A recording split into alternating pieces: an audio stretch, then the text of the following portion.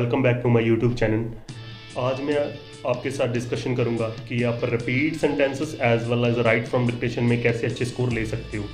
Guys, repeat sentences and write from dictation के regarding और students के जो मुझे सवाल आ रहे हैं कि रिपीट सेंटेंसेस एग्जाम में कितने स्कोर लिसनिंग को देते हैं, as well as write from dictation कितने स्कोर राइटिंग को देते हैं। ये राइट फ्रॉम डिक्टेशन 3 to 4 कैसे रहते हैं, as well as repeat sentences की लेंथ कितनी रहती है। इसके अलावा गाइस ये कितने लेंथी आते हैं और इनमें कैसे कैसे पार्टीशंस होते हैं, इनके लिए बेस्ट प्रेपरेशंस का मेथड क्या है। तो ये सारी जो टिप्स एंड ट्रिक्स है ये आज हम इस वीडियो के माध्यम के आपको बताएंगे। और अगर गाइज आपका भी कोई क्वेश्चन हो, कोई क्वेरी हो, तो आप मुझे नीचे कमेंट बॉक्स में बता सकते हो और इस चैनल को सब्सक्राइब कर दीजिए। अगर आपको कोई भी पीटी के रिगार्डिंग कोई भी इन्फॉर्मेशन चाहिए तो आप मुझे मैसेज कर सकते हो। ओके गाइज, तो चलिए शुरू करते हैं। इस वीडियो को पूरा एंड तक जरूर देखना, तभी आपको प्रॉपर टिप्स एंड ट्रिक्स का समझ आएगा। क्योंकि मुझे स्टूडेंट्स बाद में कमेंट करते हैं, सर ये चीज़ कैसे होगी, ये चीज़ कैसे होगी। तो इस वीडियो को पूरा ध्यान से देखना और अगर अच्छी लगी तो लाइक, सब्सक्राइब एंड शेयर जरूर कर देना। Okay, thank you. सेंटेंसेस कैसे कैसे का वर्क करते हैं मैं आपको सारी डिटेल्ड एनालिसिस करके दे रहा हूँ। Repeat sentences mainly contributes 90 out of 30 marks for listening. 90 out of 30 marks for listening, so it is very high weightage. What is the meaning of 10 questions as well as what is the meaning of 12 questions or 12 repeat sentences in examination, on where it affects, guys? Well, if you may get 10 repeat sentences, then written lecture will be 4. Well, ये analysis मैंने खुद अपने final exam में किया हुआ है। अगर आपको 10 रिपीट सेंटेंसेस आएंगे तो आपको रिटन लेक्चर 4 आएंगे, और अगर आपको 12 रिपीट सेंटेंसेस आएंगे तो आपको रिटन लेक्चर 3 आएंगे। तो इस हिसाब से ये रिपीट सेंटेंसेस इफ़ेक्ट करते हैं रिटन लेक्चर के क्वेश्चन के ऊपर। ये मैंने पर्सनली इस चीज़ को मैंने खुद देखा हुआ है, इसलिए आपको ये ट्रिक बता रहा हूँ, ठीक है। तो रिपीट सेंटेंस का थोड़ा ध्यान रखना। Next, repeat sentences again distributes into 3 categories like 6 to 14. What is the mean of 6 to 14? ये 3 कैटेगरीज में डिवाइड है। जो फर्स्ट आपको 5 से 6 रिपीट सेंटेंसेस आएंगे वो 6 to 8 वर्ड्स के आएंगे जिनको शॉर्ट कहते हैं।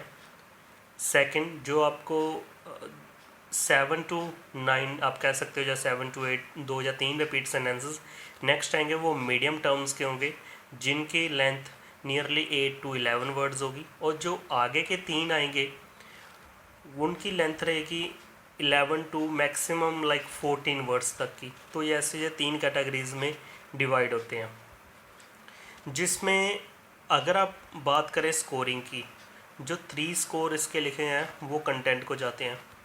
कंटेंट आपको पता है 5 प्रोनाउंसिएशन, 5 फ्लुएंसी, और जो इसमें 3 कंटेंट के स्कोर होते हैं वो हमारे लिसनिंग को जाते हैं। Nearly 15 marks for speaking. Yes guys, repeat sentences nearly 12 से 15 मार्क्स स्पीकिंग को देते हैं, इससे ज़्यादा नहीं देते। So here are some rumours regarding PT listenings repeat sentences. Repeat sentences में जो मुझे सुनने में आएगा, जो स्टूडेंट्स बोलते हैं, इसमें कुछ ये चीज़ एक्सेप्टेड है, वो आज डिस्कशन करता हूँ। We can speak like our name और anything. Guys, this is totally wrong. Content is very very important in repeat sentences. अगर आप कंटेंट नहीं बोलोगे तो आपका लिसनिंग का स्कोर नहीं आएगा। आप अपना नाम बोलोगे, कुछ वर्ड्स और बोलोगे जो उसमें है ही नहीं। नो डाउट वो आपको स्पीकिंग में भी थोड़ा बहुत स्कोर दे दे, लेकिन आपको स्कोर तो इसमें से लिसनिंग का लेना है ना। तो फॉर 90s मैं इसके लिए किसी को भी सजेस्ट नहीं करूँगा कि आप अपना नाम बोलिए या कुछ भी बोलो। We can repeat words, example, ये मुझे एग्जाम में आया था, we can repeat words. No guys, this is also wrong. Example, the small Indian state is the land of forest valleys and Indian state. This is wrong. इसको आपने repeat कर दिया। No doubt है कि आपने 80% तक सही बोला है, तो आपको 2 स्कोर कंटेंट के मिलेंगे। 3 कैटेगरीज में स्कोर आते हैं। 50%, ओके, 50% तक 2 स्कोर है, 50% से कम का 1 स्कोर है, और अगर आप 100% बोल दो तो 3 स्कोर लिसनिंग को जाते हैं। तो आपने अगर इसको रिपीट कर दिया तो ऐसा नहीं है इंडियन स्टेट बोलने का आपको स्कोर इसमें मिल जाएगा रिपीट सेंटेंस में, ऐसा बिल्कुल नहीं है। आपको इसका कोई स्कोर नहीं मिलेगा, ठीक है। आपका अगर इतना ठीक हो गया, 80% सही होगा, तो भी गाइज आपको अच्छे स्कोर मिल जाएंगे। लाइक अब करेक्ट क्या है, the small Indian state is a land of forest valleys and snowy islands. This is near about 1 2 3 4 5 6 7 8 9 10 11 12 13। तो ये 13 वर्ड्स का एक करेक्ट सेंटेंस है। ये मुझे फाइनल एग्ज़ाम में आया हुआ है गाइज, सो मैंने आपको ये एक एग्जांपल शेयर की हुई है। आपने आइलैंड्स ही कहना है, आइलैंड बोल दिया वो भी गलत है, तो भी आपका एक स्कोर कम होगा, तो इस चीज़ का ध्यान रखना है। Third thing, we can stop while speaking like the small Indian state land of forest valleys. कुछ लोग ऐसे रुक रुक के बोलते हैं, सो ऐसा कुछ नहीं है। अगर आप कुछ मुझे बोलते हैं कि अगर हम रुक के बोलेंगे तो भी हमारा कंटेंट पूरा हो जाता है, नहीं सर, वो बिल्कुल गलत है, सेंटेंस आपका टूट जाएगा। Very high speed of audios like 1.2, नहीं गाइस, बिल्कुल गलत है। कुछ स्टूडेंट कहते हैं कि हमें रिपीट सेंटेंसेस का पता ही नहीं लगा, वो बहुत तेज़ आ गए, जब फिर कुछ समझ ही नहीं आ रहा हमें क्या करें।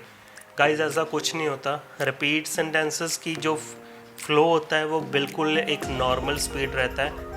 एग्ज़ाम का प्रेशर ही इतना होता है, पीटी के पियर्सन का एग्ज़ाम का प्रेशर ही इतना होता है कि हमें लगता है कि ये तेज़ है। आसपास का जो इन्वायरमेंट होता है उससे स्टूडेंट्स घबरा जाते हैं, जिसको वो कई बातें बना लेते हैं और बोलते हैं भी नहीं सर तेज़ थे। ऐसा कुछ नहीं होता, आपका प्रेपरेशन अच्छा होना चाहिए और आपने इसकी अच्छे से तैयारी की होनी चाहिए, तो आपका रिपीट सेंटेंसेस अच्छे से क्लियर हो जाएगा। रिपीट सेंटेंस के रिगार्डिंग मैंने नियरली 830 रिपीट सेंटेंसेस की वीडियो भी डाली हुई है, आप उनको देख सकते हो। आगे गाइस, टाइमिंग। फाइनल एग्ज़ाम में जो आपका रिपीट सेंटेंस मैक्सिमम 1.5 मिनट में ख़त्म हो जाएंगे, 10 से 12 रिपीट सेंटेंसेस। तो आपने इस चीज़ का बिल्कुल ध्यान रखना है कि 3 सेकंड की ऑडियो या 3 से 5 सेकंड, 3 सेकंड या 2 सेकंड का थोड़ा प्रेपरेशन का तो मिलता ही बहुत कम है, इसमें टाइम ही नहीं मिलता, तो अपने नियरली 2 सेकंड में शुरू कर देना है। जो छोटी रिपीट सेंटेंसेस की ऑडियो है वो 3 to 5 सेकंड्स तक रहती हैं, जो लॉन्ग रिपीट सेंटेंसेस है उनकी ऑडियो 5 to 9 सेकंड्स तक रहती हैं, जो लास्ट में 2 आते हैं। इनको 3 हिस्सों में डिवाइड किया हुआ है गाइस। 3 हिस्सों इन द सेंस, अगर आप पहले 8 रिपीट सेंटेंसेस को अच्छे से बोल देते हो, 100% बोल देते हो, तो आपके 24 मार्क्स आप इसमें से गेन कर सकते हो फॉर लिसनिंग। और जो आगे के आपके 2 लेंथ ही हैं वो आप नियरली 70% बोल दो। जैसे ये वाला सेंटेंस है, आप 70% तक बोल दो। The small Indian state is a land of valleys and islands भी बोल दो, तो भी ये 2 अगर आप ऐसे बोल दोगे तो करेक्ट हो। 2 स्कोर इतना इफेक्ट नहीं पड़ेगा। अपनी तरफ से जो पहले 8 हैं वो आप अच्छे तरीके से प्रेपरेशन कीजिए। ये रिपीटेड ही आते हैं, जो आएंगे मैंने ऑलरेडी शेयर की हुई हैं इसकी वीडियोस, आप चेक कर सकते हो। So now coming to the tips and tricks, we need to go to our website. What is our website? http www.get8plus.com. Now going to click on this. Now coming to our website, you can see that get8plus.com. यहाँ पे सारी tips and tricks, repeat sentences and write from dictations की mentioned है। Even not for repeat sentences and write from dictations, और भी IELTS और PT के आपको सारे टिप्स एंड ट्रिक्स यहाँ पे मिल जाएंगे। Now coming to the strategy for repeat sentences and write from dictations, जैसे मैंने पहले बताया था, repeat sentences and write from dictations, these are the these 2 tasks are the most important task of PT। ये आपको राइटिंग, लिसनिंग एंड स्पीकिंग में score देते हैं। कितना देते हैं ये मैं ऑलरेडी आपको शेयर कर चुका हूँ, ठीक है। अगर आपको repeat sentences and write from dictation और even in listening and reading में गुड स्कोर चाहिए, तो आपको नियरली 100 डेली प्रैक्टिस करना ही करना है। 100 guys, repeat sentences and write from dictation आपको नियरली 10 डेज ऐसी प्रैक्टिस करनी है, ताकि आपका लिसनिंग का आपका वे ऑफ लिसनिंग का बढ़े। आपने इसकी प्रैक्टिस कहाँ से करनी है, आप मेरी वीडियोस कर सकते हो। लाइक यहाँ पे आप देख सकते हो ये 428 रिपीट सेंटेंसेस है, 101 most vital light from dictations है, या फिर आप ये कर सकते हैं वीडियो 401 की वीडियो। सो ये सारी वीडियोस बहुत अच्छी हैं, इनमें से काफ़ी रिपीटेड रहता है। Okay, coming to the video guys. So इसके लिए कोई भी शॉर्टकट नहीं है repeat sentence and write from dictations के लिए। हाँ, लेकिन आप रिपीटेड स्टफ के लिए जैसे मैंने आपको बोला था वीडियो फॉलो कर सकते हो। हाउएवर मैं कुछ टिप्स एंड ट्रिक्स आपको अपने एक्सपीरियंस के साथ शेयर करूँगा, ठीक है, और ये सारी बेस्ट स्ट्रेटजी आपको हायर स्कोर देंगी। पीटी लिसनिंग एक मोस्ट इम्पॉर्टेंट टास्क है जिसमें आपको लाइक ऑडियोज़ के रिगार्डिंग या ऑडियोज़ की बहुत ज़्यादा प्रैक्टिस करनी पड़ेगी, जिससे आपका स्कोर बढ़ेगा। ओके, इसमें कुछ स्ट्रैटेजीज़ हैं जिसको आप फॉलो करके अच्छे स्कोर ले सकते हो। First strategies is, what is the first strategy? First strategy is very simple. Well guys, ये स्ट्रैटेजी उन स्टूडेंट्स के लिए जिनका इंग्लिश का लेवल पहले ही बहुत अच्छा है, जिनका like way of talking, way of speaking पहले से ही इंग्लिश मीडियम में रहता है। तो इसमें क्या होता है, जैसे कुछ स्टूडेंट्स लाइक बहुत ज़्यादा न्यूज़ सुनते हैं, इंग्लिश न्यूज़, जब बहुत ज़्यादा लेक्चर सुनते हैं इंग्लिश के, तो जब उनके लिए ये स्ट्रैटेजी है, just you need to simply listen the audio, concentrate on your audio. मतलब वो क्या ऑडियो उसने बोला उसको कॉन्सेंट्रेट, आपने ध्यान लगा कर उसको सुनना है, उसके बाद उसको आपने उसी समय उसको रिपीट कर देना है, ठीक है। सो इसमें काफ़ी तरह के फ्रेजेस रहते हैं, ठीक है, आप उनको 2 या 3 फ्रेजेस में भी तोड़ सकते हो, ठीक है। लाइक अब जैसे एक एग्जांपल दिया हुआ है, what is example? I didn't understand the author's point of view on immigration. One more thing guys, this is didn't. Read aloud और repeat sentences में अगर ऐसे words आते हैं तो आपने did not नहीं बोलना, गलत हो जाएगा, आपने didn't बोलना है। आपने क्या बोलना है? didn't. I didn't understand the author's point of view on immigration. So इसका अभी टिप क्या है इसकी? The first strategy क्या है इसकी? The first strategy is quite simple. In this simple, listen to the audio with full concentration and repeat afterwards. Try to remember as different chunks of information, example phrases. Like अगर आपको कोई भी sentence, repeat sentence वो बोल रहे हैं, उनको 2 या 3 phrases में तोड़ लीजिए। तो वो कैसे करना है? You should break the information into chunks of pieces of information. Example, I didn't understand the author's point of view on immigration. मैं बिल्कुल सिंपली वे में आपको समझा रहा हूँ, इनको 3 हिस्सों में तोड़ लीजिए। I didn't understand the author's point of view on immigration. ये माइंड में आपने क्या करना है, इन पार्ट्स को लाइक अपनी शॉर्ट टर्म मेमोरी में स्टोर करना है, ठीक है। आपने इनको मेमोराइज नहीं करना, इनको अंडरस्टैंड करना है सेंटेंसेस को, ठीक है। सो इससे आपका रिपीट करने में बहुत ही ज़्यादा लाइक हेल्प मिलेगा। वेल ये गाइज उनके लिए जिनका अपना इंग्लिश का लेवल बहुत अच्छा है, ठीक है, तो वो इस तरीके से अपना right from dictations and repeat sentences का प्रैक्टिस कर सकते हो। रिपीटेड स्टफ मैं ऑलरेडी आपको बता ही चुका हूँ। आगे गाइज द सेकंड स्ट्रैटेजी, जो कि बहुत ही क्वाइट सिंपल स्ट्रैटेजी है। In this strategy, you may try to practice to note down the first alphabet of each word as quick as possible. Well guys, कुछ स्टूडेंट्स को लगेगा कि ये like इतनी काम की नहीं है स्ट्रैटेजी। वेल मैं आपको बता देता हूँ guys, this is a really a very wonderful trick for very good marks. Well I am using this method because आपको करना क्या है, like I didn't understand the author's point of view, try to note down the first alphabet of as following I D U T A P O V O Y. I don't like, मैं आपको recommend नहीं करता कि आप 100% लिखिए, आप इसमें से 70% लाइक पॉइंट ऑफ व्यू तक लिख सकते हो। ऑन इमिग्रेशन अपने माइंड में याद रखिए।